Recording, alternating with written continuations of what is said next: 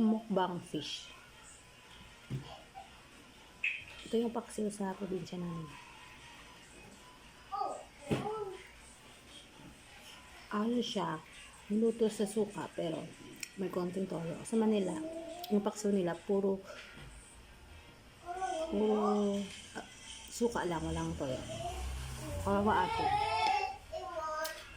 Maasin ang paksiw sa Manila. Kasi yung paksiw nila walang toyo.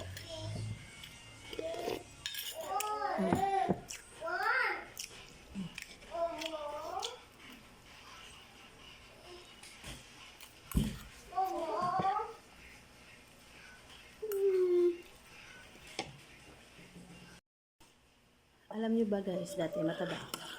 66 kilo. Yun yung pinakamataba ng kilo ko. Pero ngayon 54 kilo na.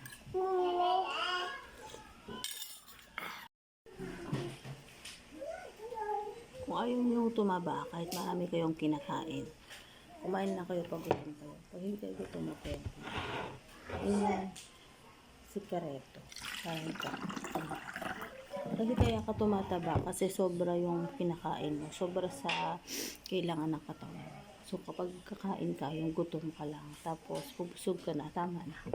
Uminom ka na lang ng maraming tubig. Naka-advise. Parang pro.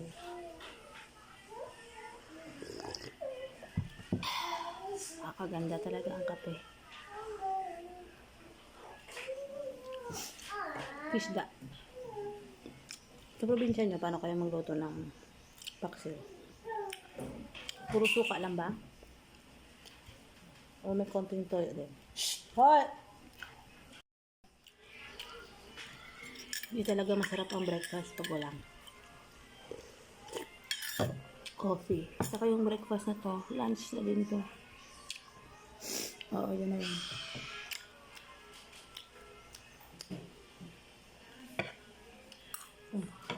Masarap siya, may nakakamay.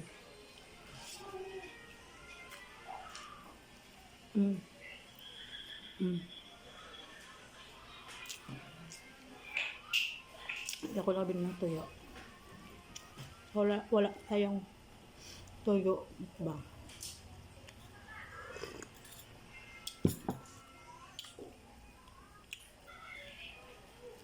Thank you nga pala sa mga vlog views sa aming Jollibee mukbang. Thank you.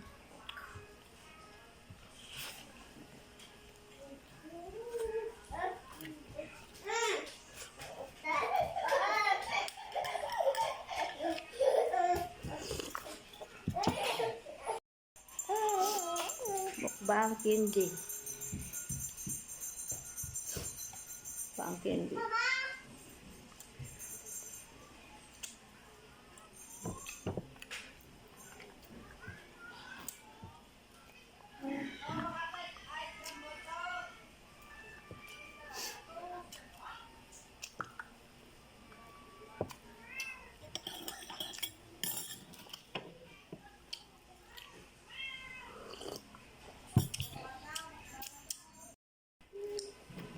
Wala kwarta, bay. Bay mo na candy.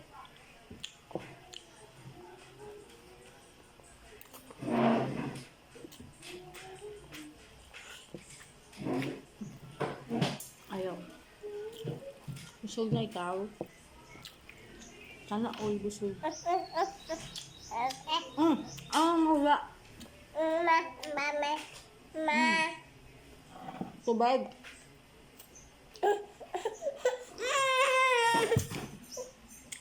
Ay, naku.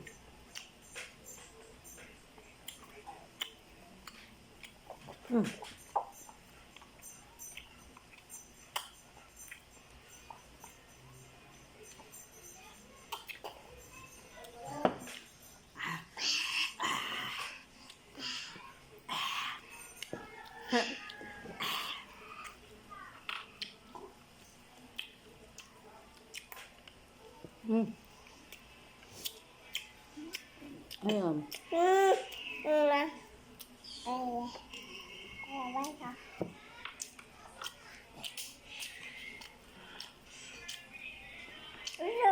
Ano kaya magandang imukbang? Suggest ko guys. Comment.